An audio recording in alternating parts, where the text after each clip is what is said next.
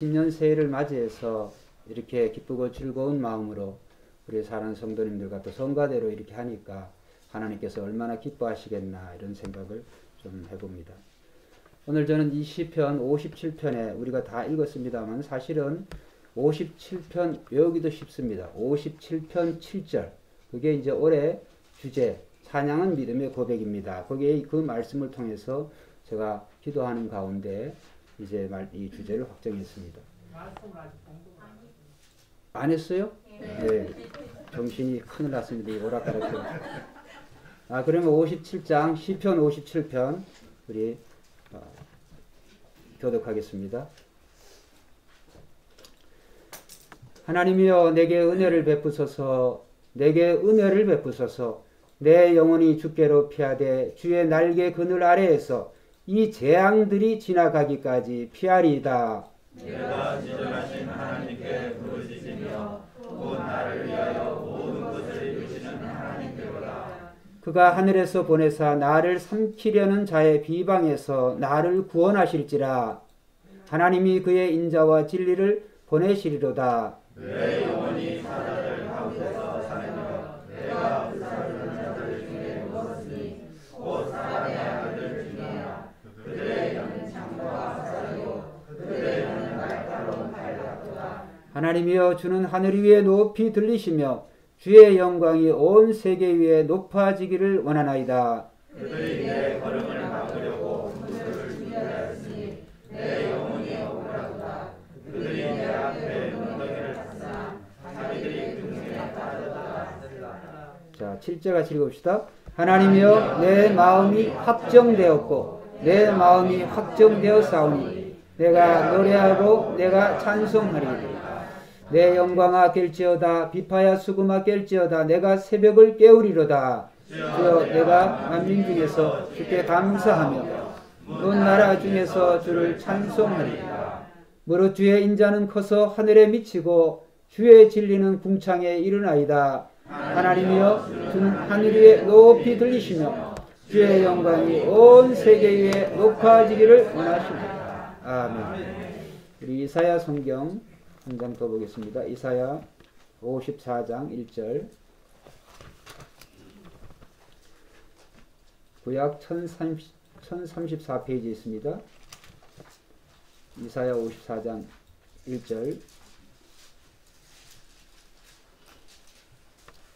같이 봅니다. 시작. 잉태하지 못하며 출산하지 못한 너는 노래할지어다. 산고를 겪지 못한 너는 외쳐 노래할지어다.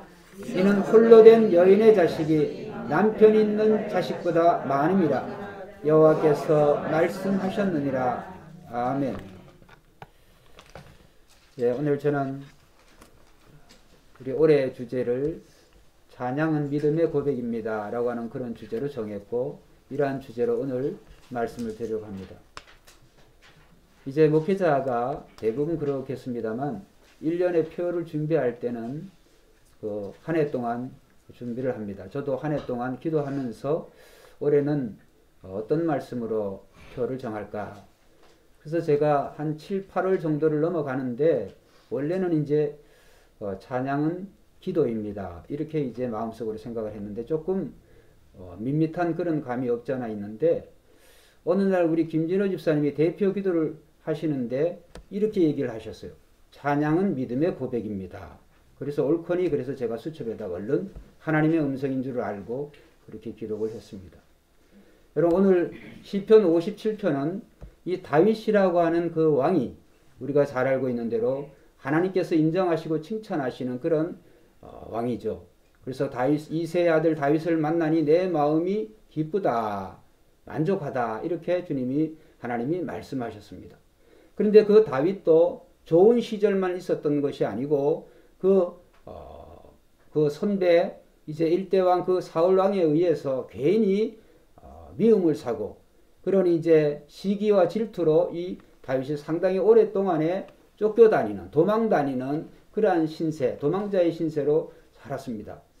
그가 이제 여러 가지 돈가숙 서가숙하고 고생하고 정말 애매히 그런 핍박을 받을 때 이제 시편 57편에 이 시를 짓게 되어졌습니다. 그래서 그 다윗의 상황이 그런 고난과 또 애매히 받는 그런 핍박 속에서도 이 다윗이 했던 것은 한번 따라합시다. 하나님께 찬양 드렸다. 하나님께 찬양 드렸어요. 내 마음이 확정되었고 확정되었사오니 하나님을 찬양하였습니다.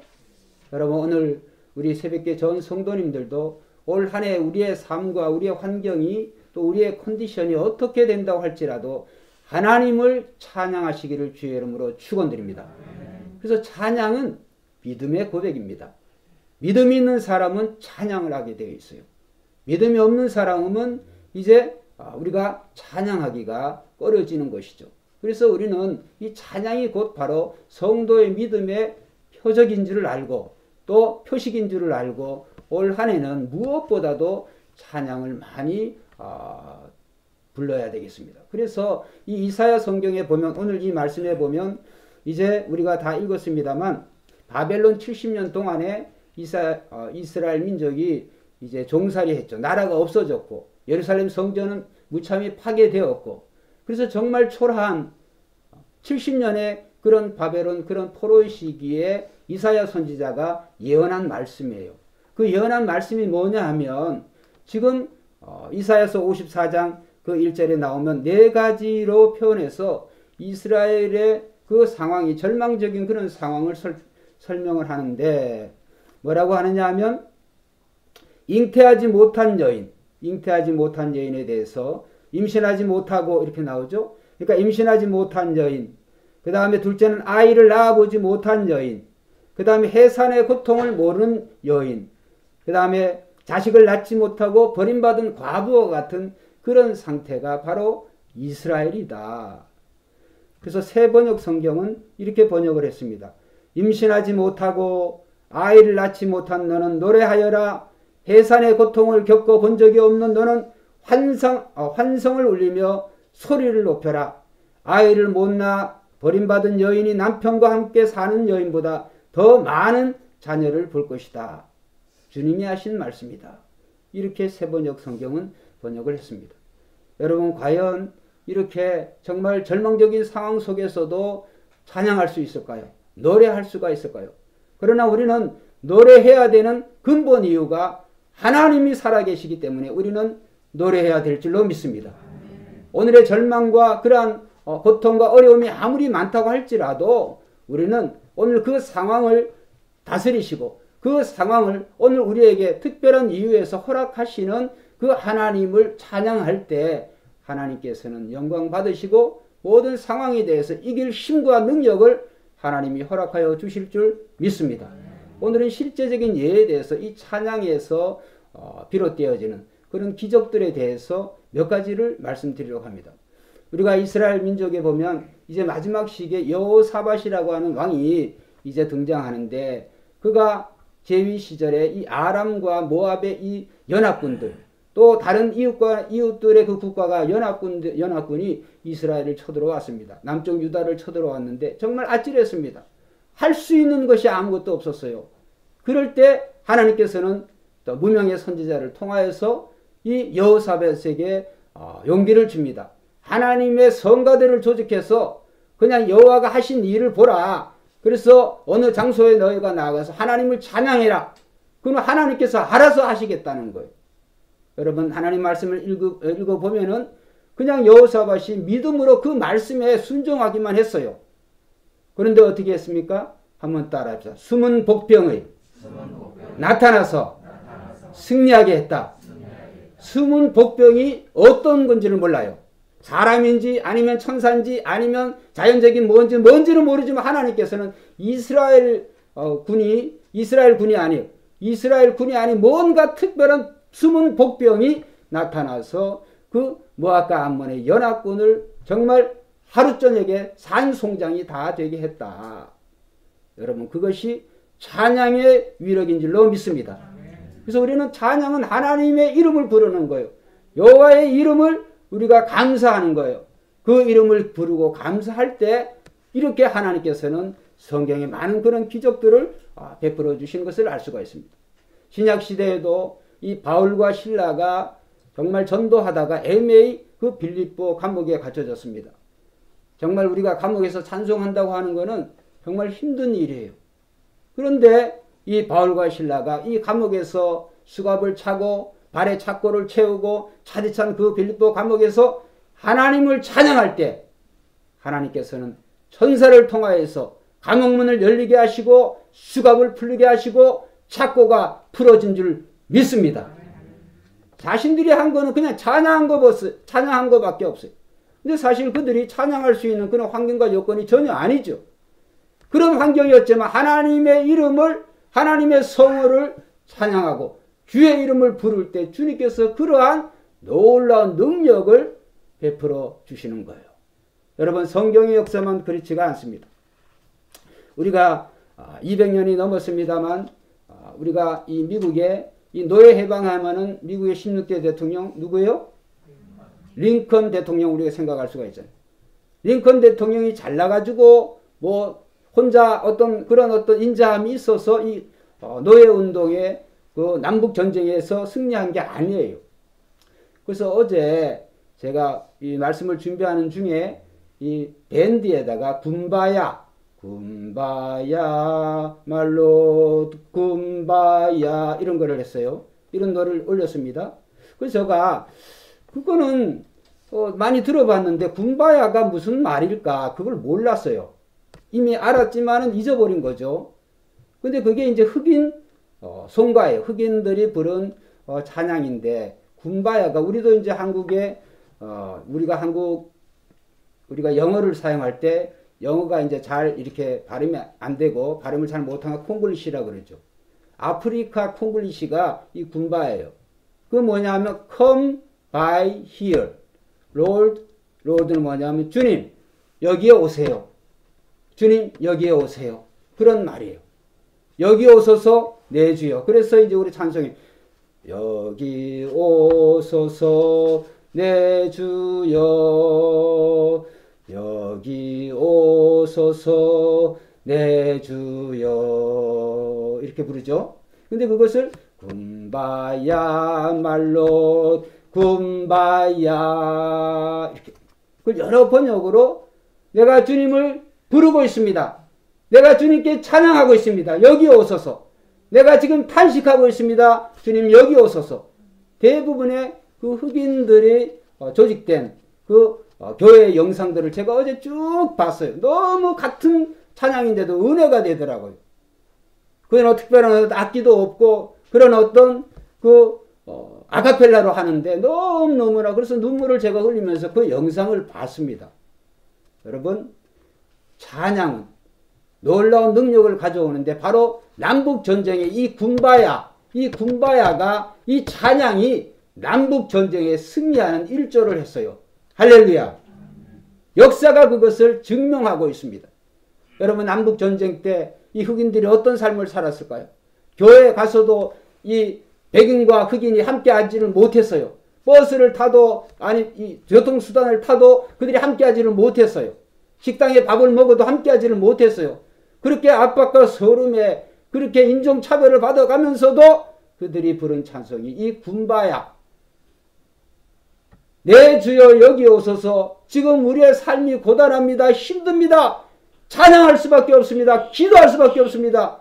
이럴 때 하나님께서는 그 기도를 들으시고 오늘날에 이 미국이 이 남과 이 흑인과 백인이 함께 사는 그런 세상이 되어지는 겁니다. 여러분, 또 그뿐만이 아니라 우리나라의 실예도 있습니다. 그래서 우리나라를 찾아보니까 우리가 오기일, 이분이 생존하신지까지는 제가 확인을 못했습니다. 오기일이라고 하는 그런 전도사님이 이제 광주 민주항쟁 때 그때 이제 자기가 신학생이면서 전도사 일을 보고 있는데 이제 군대에 가게 되었는데 그가 소속이 육군정보사 소속이었어요. 오기일이라고 하는 분. 그래서 그분이 이제 특명을 받아서 이 광주에 내려가서 학생들의 동태를 살피고 오라고 하는 그런 이제 명령을 받았습니다. 그래서 아침에 그가 등산객으로 가장을 하고 이제 광주 시내로 내려가는데 보초를 서고 있던 5명의 대학생들에게 붙잡혔습니다. 그래서 대학생들이 물었습니다. 왜 산에서 내려오는지, 왜 그러니까 자기가 등산 갔다 온다 이렇게 했습니다. 그런데 몸수속을 해보니까 자기 몸속에서 육군이라고 새겨진 호신용 권총이 발견이 되어졌습니다. 그래서 그는 민간인이 아니고 군인이라고, 그것도 장교라고 하는 그러한 사실로 드러났습니다. 그래서 어떻게 했을까요? 5명의 그 대학생들이 손들고 뒤로 돌아서려 그러면서 총을 장전을 했습니다.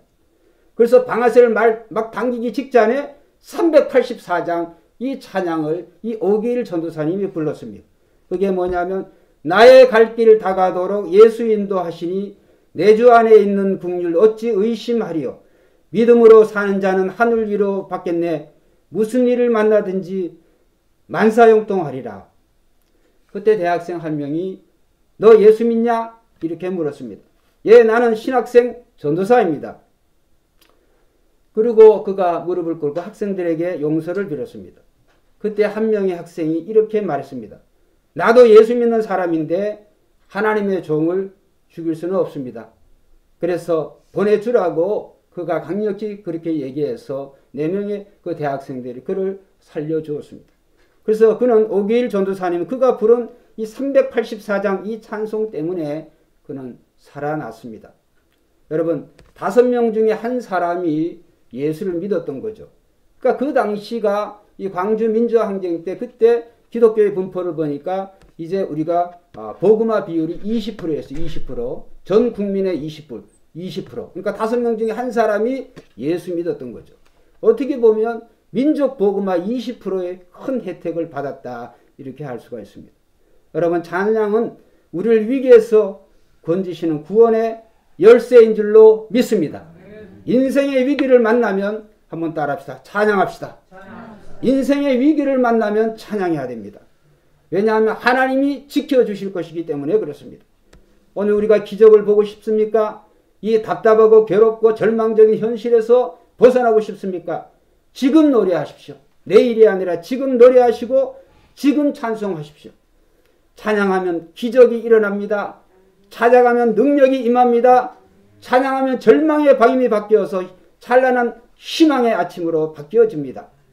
어느 목사님이 평생 자기가 드리는 기도 제목 가운데 하나가 뭐냐 하면 주여 병들 때에도, 주여 고통받을 때에도, 주여 욕먹을 때에도, 주여 외로울 때에도, 그리고 내가 죽을 때에도, 내 목숨이 다한 후에라도 한번 따라합시다. 주를 찬송하게 하소서. 그게 어느 목사님의 매일 드리는 기도 제목이라고 그랬습니다.